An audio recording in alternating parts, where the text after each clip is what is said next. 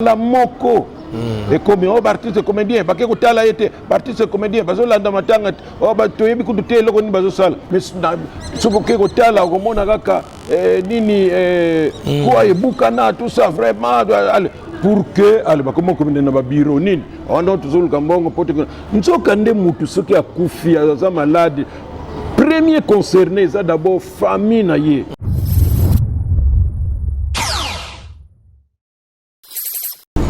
Madame, Messieurs, bonjour, bonsoir, homme de télévision, toujours au chevet d'actualité. Bonsoir à vous tous qui êtes branchés en ce net moment sur votre chaîne MDTV officielle. Que Dieu vous bénisse, que Dieu vous accorde encore le temps. Alors, abonnez-vous massivement à la chaîne Nabiso et vous ne serez jamais déçus. Non seulement de vous abonner, mais également il faut vous appuyer sur la cloche de notification pour ne rien rater comme actualité sur votre chaîne. Voilà, j'ai encore la tristesse. Vous savez, ces derniers temps, il s'observe le paysage cinématographique congolais a encore connu une disparition. Ça, c'est vrai, ça fait très mal. Après l'enterrement de notre papa Kwedi, et je vous rappelle que ces derniers temps, il y a beaucoup d'artistes qui meurent. On ne sait pas qu'est-ce qui se passe. La mort est inhérente à la nature humaine, c'est vrai, mais au monde, il y a des artistes, on ne sait pas arrêter cette hémorragie. À la veille, au Kunda, Nabiso Tcheko, tout le monde qui papa Nabiso Kwedi, Atika Kibiso. Lorsque tu Kunda, papa Nabiso Kwedi, Maimputu, on a vu encore la disparition. Il y a Maman Ndita. Oh, il y a une préparation dans le Kutu. NTPC naba structure mususu nano ba bongisi programme te pour ko bimisa matanga ya mama na biso Nzita mama Pauline Tomba o bengi mama Nzita et lorsque bazo sala ke ba se préparer kake moko soyé na monde ya théâtre bande ko balandi nous avons perdu le seul survivant du célèbre trio d'Asoufa. Je dis bien le seul survivant du célèbre trio d'Asoufa après la disparition dans l'Afrique de l'Ouest de Danga, commandant Danga, et puis notre Aboula Ngando. L'artiste comédien qui figurait parmi les trios d'Asoufa, Joseph Ntita Ntombe alias Caporal Murumba a tiré sa révérence hier jeudi 22 septembre 2022 à l'hôpital du Konkokolo à l'âge de 63 ans. Ça fait très mal la préparation de Matanga Mamandita. Les paysages cinématographiques ont encore connu une autre disparition. Oyo Papa Nabiso Caporal Murumba, qui a passé plus de 34 ans en Côte d'Ivoire. Il est revenu au pays pour continuer sa carrière le 27 décembre 2020. Il est à Zonaki na Kinshasa pour que Abanda a réintégré encore le monde artistique. Mais malheureusement, comme Dieu qui est le maître des temps et des circonstances, il est bon qu'il reprenne l'âme de notre papa Joseph Ntita Ntombe alias Caporal Murumba. Alors, j'ai le plaisir de recevoir le président des artistes congolais, Nakatia NTPC, le président Massomo Otorobetane Masolo. Bonjour, président. Bonjour, bonjour, Nabalandi Nyonso, Baza Kolanda Bilili Nabiso, Mbote Nabino à travers le monde. Président, la présentation na lobby pour na papa Nabiso de la surface na lobby yango penza tope yako baktizali. Te au lobby yango metango azongi santé na ye ezalaki susuka malamu vraiment te. Yango na akokaki pe ko bima susu na public te na activité. D'accord. Biso na ANTPC toza na chance makasi pour le 27 mars Oui, les cas qui journée internationale de théâtre à Tobengi à Yaki, et si plus de 470 artistes de comédiens dans le jardin botanique. Alors il y a une tenue na soda na il y a un pseudo militaire. Na kotinaye wana ba comment ce qui W ou ce que oui c'est à water close. Mais on sentait qu'il était fatigué, tout ça. Et à cette occasion d'ailleurs, j'ai fait dans salle qui est plaisir, on a présenté et puis bon, commenter rebellé comme il y avait notre orchestre, il y a artiste et comédien ANTPC Musica qui jouait. Alors dans l'objet orchestre Abeta c'est Benena Bango, Caneton, à l'aise. Mais il était essoufflé, hein? À Télémi, mais au sentir. Bon, mais comme je voulais quand même que finalement, le 28 mars, il y a un heure. Année au 2022. Oui. Nabi, allez, bon, mémier, matissier na podium. Al Nabanigo Lobatala, Mutuakala, oyo. Batuna biso oyo nazo senga na mutu nyonso aya kotia quelque chose pour que tango kozonga azonga na taxi comme la sorte ya SOS Moro. Oui, azwa express et comme c'est na ndako allez musique allez sikoyo abandi muke kilo wana mais tango batu bandi ko ya kotia e balar tout ça abosani kifo abina yemuka comme sima mbongo na ye. Ah bon. C'était intéressant, voilà donc c'était sa dernière scène aussi, apparition dans j'allais dire dans cet environnement, dans un environnement d'artistes, plein d'artistes là. Parce que le 27 mars, journée internationale du théâtre la fois passée, tout ça là qui est vraiment une très grande activité. Ok. Alors président, parlons un peu d'histoire, d'une histoire Yabango. Comment est-ce que évoluer qui parce que bon bazaki les trio wana commandant Danga Azalaki tozalaki pena Aburangando naye Caporal Murumba. Mais il faut dire que Bango bayaki après Bangadia Dia. Oui. C'est presque le même style. Hein? Oui. Bangadia Dia et puis Bangadia Dia basali ce qu'il pouvait faire na Bangwaou, Bangwaou Ndengwana. Et Bango pe baye na ndenge na Bango avec Nani Aboulangane. Donc, vraiment un artiste tout fait. Un artiste vraiment tout fait. Et c'est lui qui était le commandant, évidemment. Nagamaba Sénète, Nabango Mike, qui faisait plaisir aux gens. À cette époque-là, c'était soit au studio Maman Ngebi, ou bien dans le studio, il y a RTNC2. Ah, qu'on a raté l'esco. Voilà. Ok. Et avec le public qui venait, public payant, oui. On a perdu des habitudes, les gens maintenant veulent tout gratuit. Mais vous les avez vu venir quand même. On est bien sûr, nous on était déjà très connus dans le groupe Salongo. Est-ce que vous avez eu le temps de jouer aussi sur même scène à Bango parce que malgré style Bango Bazalaki Mingi, Bazoye, Baba Kobina, non. Takinga. Bango style na Bango na biso Bango Bango ça la comédie musicale. OK. Ils étaient orientés d'un côté musique. Na danse, ouais. Danse na kati. Donc il y a une partie, il y a théâtre, une partie musique parce que biso évidemment quand nous parlons de cela, même les musiciens devraient aussi se retrouver dedans. Parce qu'ils bazo ça la musique, bazo binawana, tout ça. Mais à cette époque-là, est-ce qu'ils avaient apporté une touche dans le monde de l'art aussi? Mais oui, parce que genre, Takinga, tout ça, et Kartonaki, même Takinga, Yambaka, Bangona, président Mobutu, Pesi Bangombongo, Bangomoko, Bakino, Luka, instrument, na poto, Takinga, Bakene, na poto, Luka, instrument, tout ça, Bakena, poto, na compte, il y a Père Bifalo, donc c'était vraiment l'apogée. À l'époque là. Voilà, donc Jean Rwana, maintenant va découvrir Kiango et puis va se peler là. C'était une bouffonnerie de l'époque vraiment. Hein. Oui.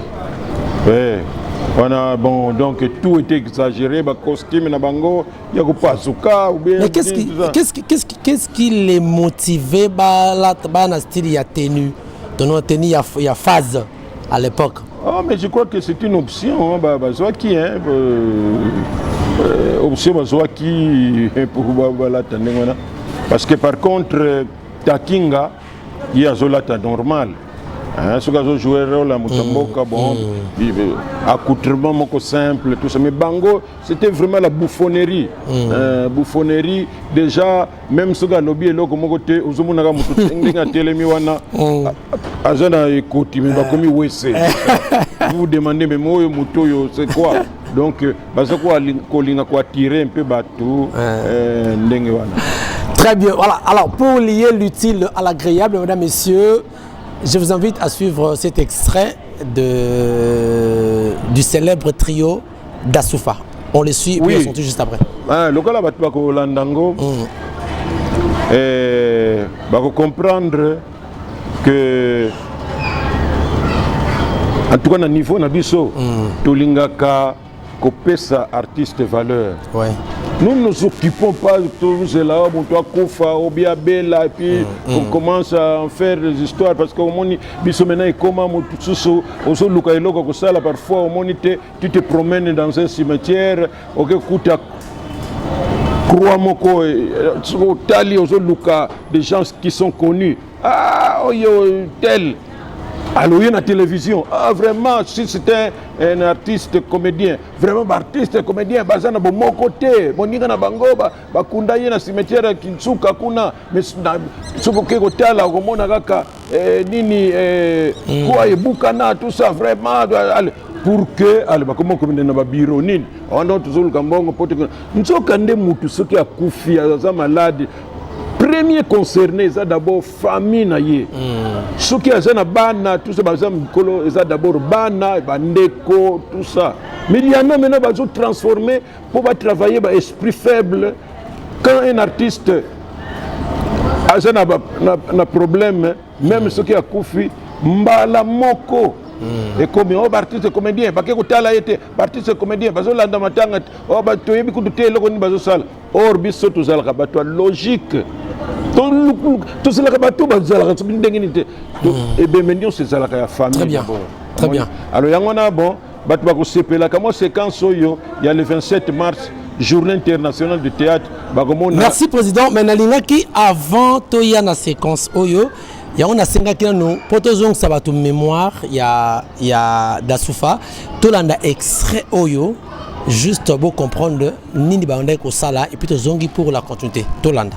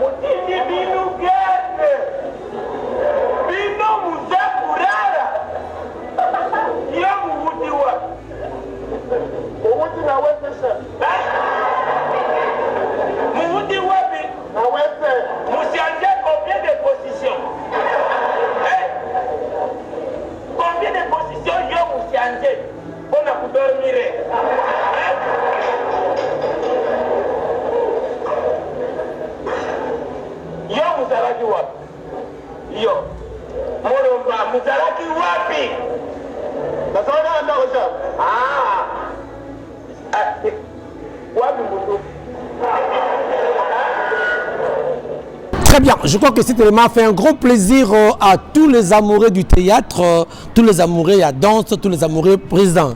Ça vous a rappelé quand même, hein, au moins les artistes congolais, bah, bourrés de talent, hein, oui, sans improvisation. Oui. Bazalaki na cohésion et puis ma casse dans improvisation. Oui. C'est ça qui faisait leur force.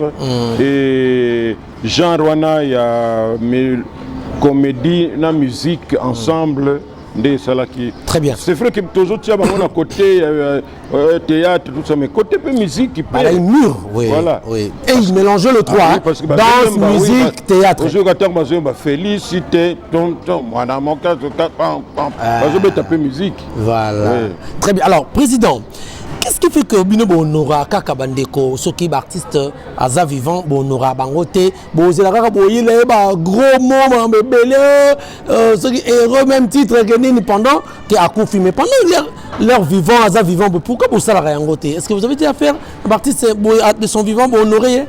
Non mais biso tu vois toujours vivre dans l'environnement oyo Yamboka na biso. Oui. Biso moko to komi sala vraiment te to sala ka to koki ko sala.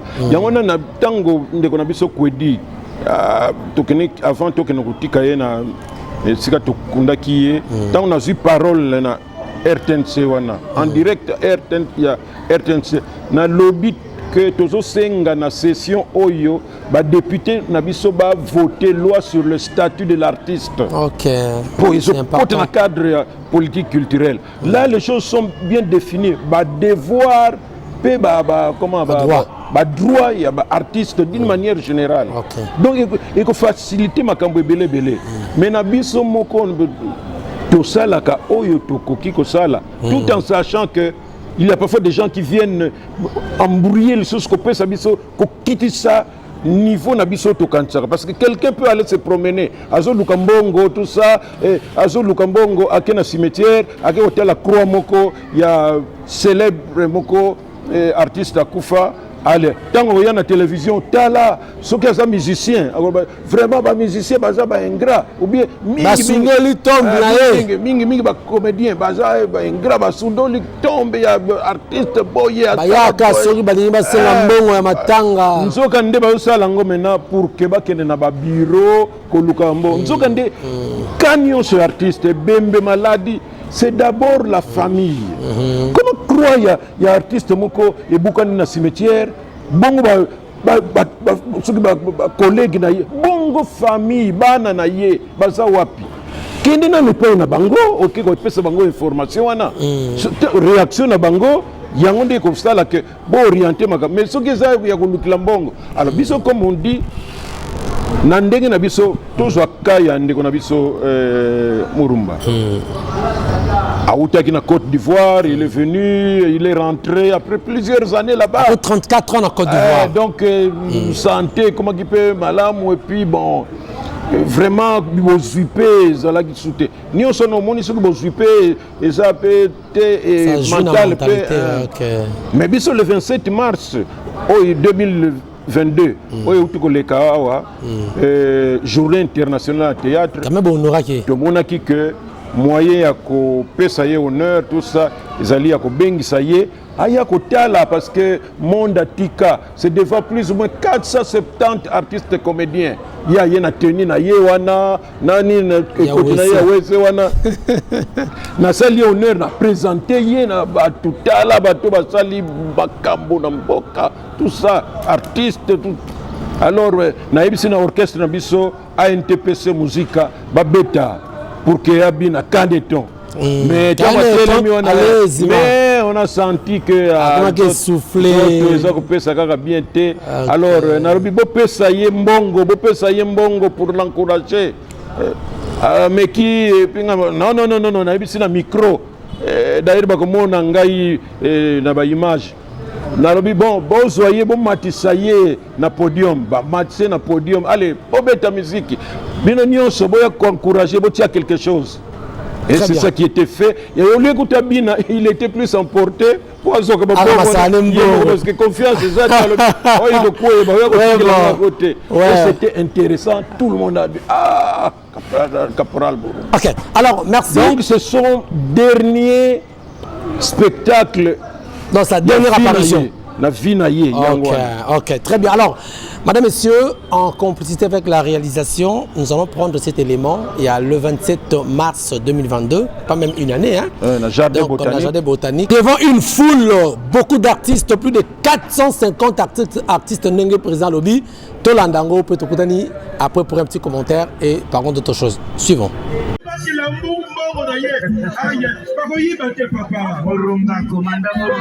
Alors, si la démonstration.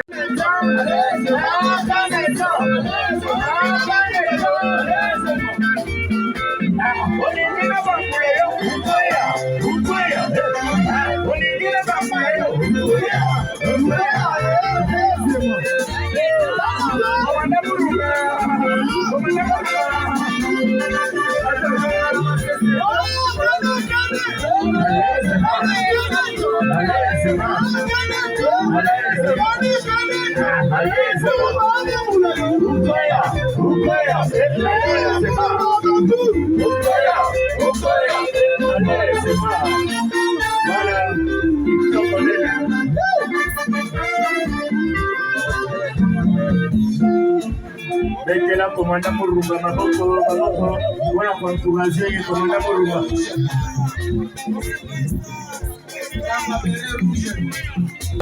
Voilà, merci beaucoup, Président Jourouana. Au Monaka, il dit que Papa Penda très fatigué, hein? Comment on a les motos parce que tout le monde est 62 ans, 63 ans. Ce n'est pas du tout qui m'ont bangé, mais déjà, ta santé, n'a pas de problème. Parce qu'il y a ces réfugiés qui ailleurs. Oui, pendant beaucoup de temps, inactif quand même. Au moni biso artiste à un certain moment, ceux qui même ont changé la stratégie telle. Public on a bakobaile yo. Et tant bakobaile yo au capé sur ce que ça et là comme mon côté. Donc bako kende ki kuna succès makasi trio da soufa après comme toujours bakomi kokabwana après bamusu bakufi et puis ya tikali les seuls survivants il y a tiré biso secours. Combien de situations moko boyé bon et puis OK. Alors président, il est mort d'une longue maladie selon une source. Est-ce que avant la ramener Kobila, vous étiez en contact naïe? Dire qu'il est mort d'une longue maladie, nalobi na yo déjà ko ya na ye ayaki santé ça vous a ce que yo za contact naïe. Contact régulier tout ça kana contact à partir de 16 jeunes abisso. Quand il est un cas comme ça tu retournes kende kuna tala un peu ce que ont exigé que batunions mais ce qui ça nango. Mais président, excusez-moi, il y a le 27 au total là. Il y a déjà au lobby c'était prévisible quand même. Papa Joseph Azaki la santé a bien dit ça c'est vrai. Mais après événement vous avez eu le temps il y a bata évolution na yete. Ndenge na utu kolobana yo. État na ye ezali ya mutu autaki quelque part et puis santé ezalaka tout ça. Donc cela veut dire que il mène une vie normal ndenge ayela kiwada parce que bazula kiendaku c'est le gouverneur qui devrait intervenir pour bazula ndaku l'a installé tu vois donc il menait une vie normale na état na yewana donc ce n'était pas maintenant bana ko dramatiser na mutongo botala nete alinga ko non boyebi kaza ndengona et vous avez ces nouvelles. Voilà. Donc voilà, parce que les gens disent que la Sofraki, aucun musicien, aucune structure va arriver au talaye pour que va porter assistance de façon que peut-être l'ingagi azala moi sous Mikolo na Congo, na Mokili même malheureusement, il a été négligé. C'est toujours ce qui se dit, hein. Mais ce qui a coufaraté, maintenant qu'est-ce qu'on allait dire? Rien du tout. Mais ce qui a coufé, conclusion, c'est ça. Très bien. Mais qu'est-ce qui se fait que le monde il y a artiste la mort est inhérente à la nature humaine, mais face au beaucoup ça commence à faire peur hein, dans le monde du théâtre hein, surtout. Bon, il faut dire que évidemment Ndengue Tozo Koufa tout ça bon. Et sa période mon comme pour Nabiso c'est difficile à définir. Mais c'est la volonté de Dieu.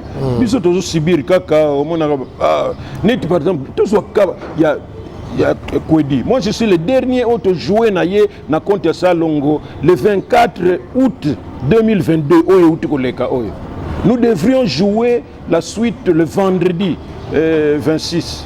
Vendredi 26 tokutani pour que tous tourner tout monde on appelle c'est l'enfant qui répond. Non, papa, qui crise na tongo, to memi na HJ. Donc écoute tout, vraiment, ça presque dans le coma. Au moni, kalakaka, bakandengwana, ils allaient imprévisibles. C'est le cas qui arrive et puis, bon, on se dit, mais pourquoi kaka? Mais c'est la volonté de Dieu. C'est la volonté de Dieu. Alors, comment va s'organiser maintenant? Déjà, on va couvrir déjà le lobby, mais bien que nous devons NTPC, bon, au niveau NTPC, nous avons fait que tous les structures, organisation, pour voir un peu comment on va organiser. Mais il faut dire que tous les ans avancé, tous les déjà deux réunions.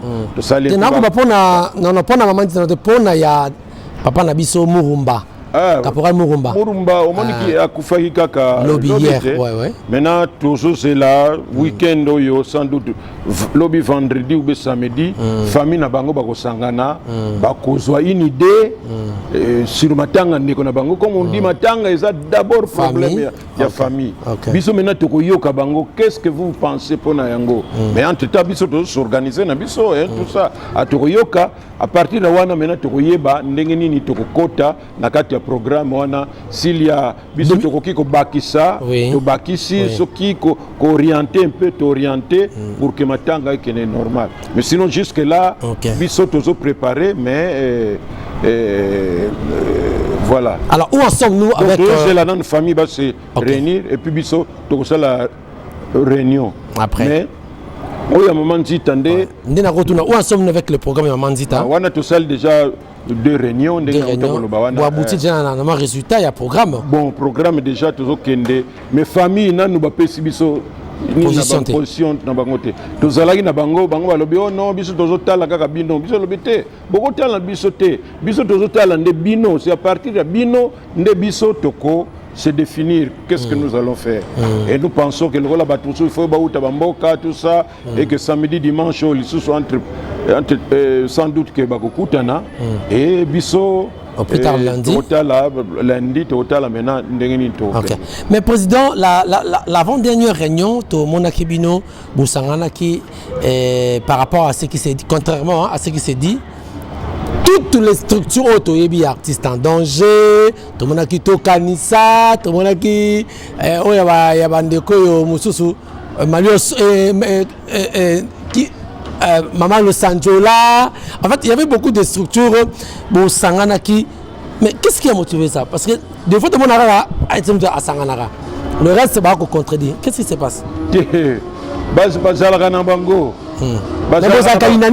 Par rapport bazalaka bango mais bango mokonde balingaka ko s'intégrer vraiment te bazalaka omona wana tozalaka na bango wana mais pour s'intégrer comme tel bamususu et puis biso na NTPC tozana expérience makambo wana tu vois et tous nous sont compris nous travaillons ensemble pour que matanga il y a maman dit les canaux. Mais 10% ça pour le moment pas 10% à la guerre. Ah bon, 10% biso to zakana na makambwana te. 10% à la raté. Biso zakana makambwana te.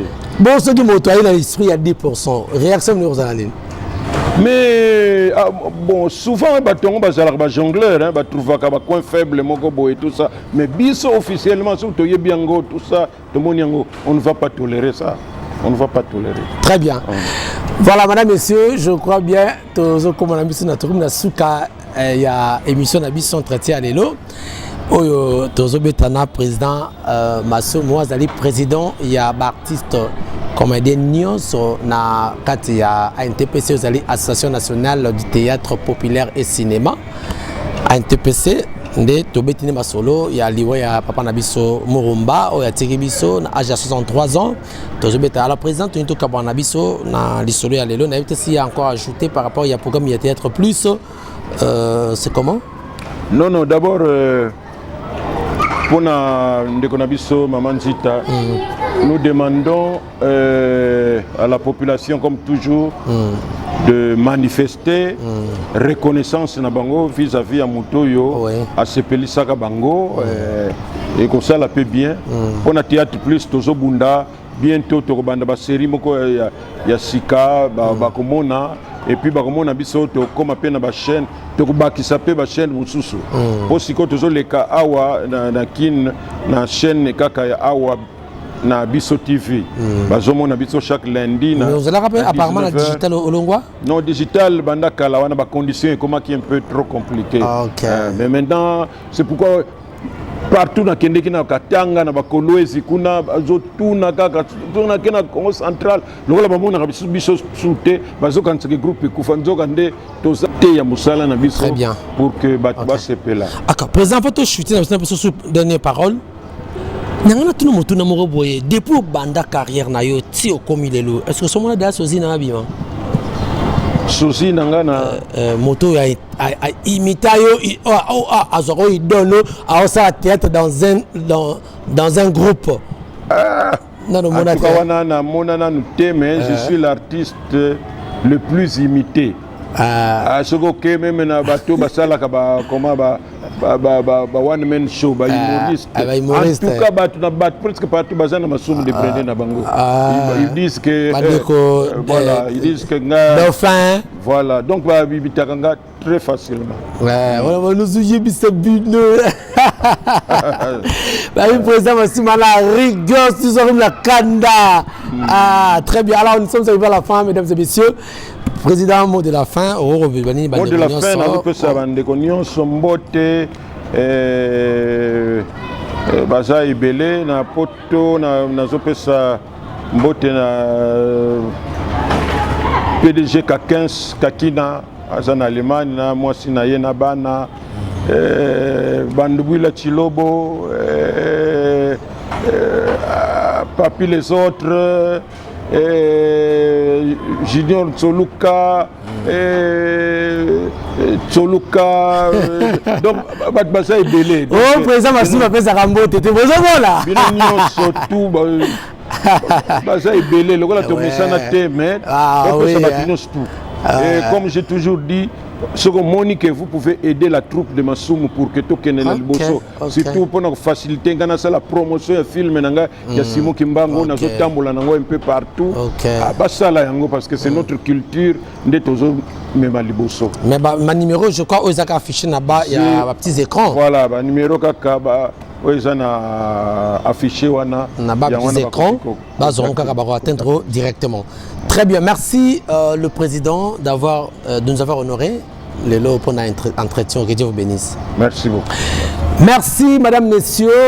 C'est la fin de notre entretien. J'avais le plaisir de recevoir le président des artistes comédiens congolais, président Massomo, Tobeti Masolo, Oyo Tebismino. Mais vous devez retenir une chose, que le célèbre trio d'Asoufa, Oizaki, composé na Commanda Danga, na Aburangando, na ndeko na biso atiki biso Caporal Murumba. C'est pas Mulumba, c'est Murumba. Parce que mes parents Mulumba, c'est Murumba. Je crois qu'il doit être Yaka. Na été so Yaka te Congo te côté ya Congo central. Donc voilà, Yende Azaki le seul survivant Oyo Atikalaki parmi les trois wana. Deux Batikara biso déjà, mais Yé Azalaki à Kendaka, Côte d'Ivoire, à Zongaki Awa, après 34 ans, c'est-à-dire le 27 décembre 2020, dans Zongaki Kinshasa, malgré Azaki Sfeneboki, président Lobby, a commencé à essouffler, mais on aura qu'à y aller en 2022, bon, mon image sur la Kisibino. Donc, maintenant, on a eu Atiki Bisso à 63 ans, à NTPC et Zana et Rolanda, parce que c'est la seule structure crédible, Oyo, et Sunga comme artiste des vivants et de sa mort aussi. Donc Basala Kayango, merci beaucoup Nabande Konyos au Balande Bisso.